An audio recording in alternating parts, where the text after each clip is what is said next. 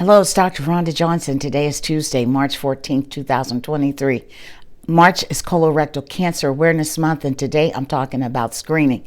I know you're probably thinking, didn't she just talk about that? I sure did. Yep. On Friday, February 24th, 2023, I talked about colorectal cancer risk factors and prevention. But again, March is Colorectal Cancer Awareness Month. In my opinion, we cannot have too much information about this cancer. Now, quick review. It's more common in men than in women. It's the third most common cancer death in the United States. And African Americans have a 20% higher incidence of colon cancer. Now, in the United States, the American Cancer Society says this year there are going to be at least 150,000 new people diagnosed with colorectal cancer, and over 52,000 people are going to die from it. And yes, colorectal cancer numbers are rising in young people in the United States. The numbers aren't skyrocketing, but experts are saying the trend is going up. Now, they're not sure why. They think it could be because young people in America have a more sedentary lifestyle. They may be overweight and obese. The smoking and e-cigarette use is going up. So is heavy alcohol use and binge drinking. And not to mention the diet of a lot of Americans is low in fiber, high in fat, and high in processed foods such as processed meats. So, folks, to lower your risk of colorectal cancer, it's all about the lifestyle. If you smoke, quit. That includes e-cigarettes, drinking responsibly, exercise. You have a greater risk of developing colorectal cancer if you're sedentary.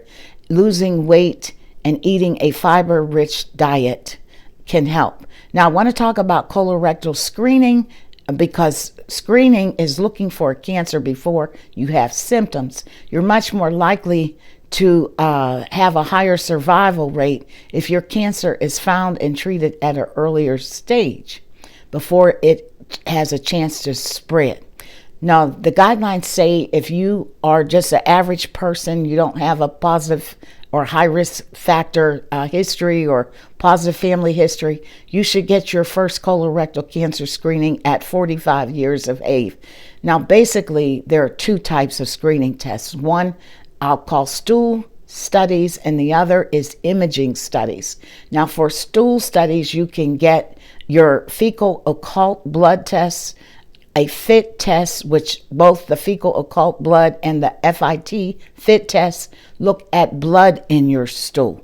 Because again, cancer cells tend to be more fragile and the polyps tend to bleed, particularly when stool is passed. And then there's Cologuard. You may have seen those commercials on TV. I see them all the time, which checks the DNA in your stool for genetic changes that may be a sign of colorectal cancer. Then there's the imaging studies where the doctors take a look directly. That's the sigmoidoscopy and the colonoscopy. Now, sigmoidoscopy is not done that much in the United States, but colonoscopy is the gold standard. It's covered by most insurers, and if you are low risk, the recommendations are you get screened with colonoscopy every 10 years after the age of 45. Now, if you're high risk or you have a positive family history, or if you're above 75, talk to your doctor about how often you should be screened. The other way to screen is through a virtual colonoscopy. It's like an x-ray. This is not covered by many insurance companies. You know, like all screening tests, there's risk of false positive, false negatives, and any surgical procedure carries some type of risk. My point that I want to make is colorectal screening can save your life. Talk to your doctor about the timing and which test is best for you. It doesn't have to be a death sentence.